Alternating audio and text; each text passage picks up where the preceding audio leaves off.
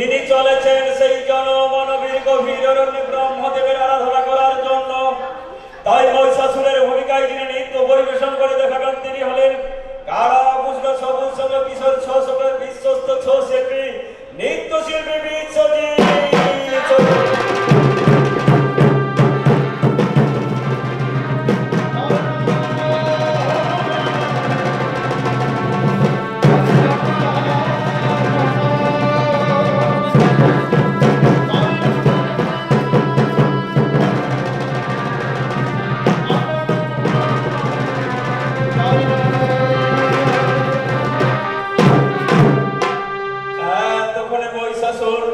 সেই জনমানবীর গভীর অরণ্যে এসে ব্রহ্মদেবের আরাধনায়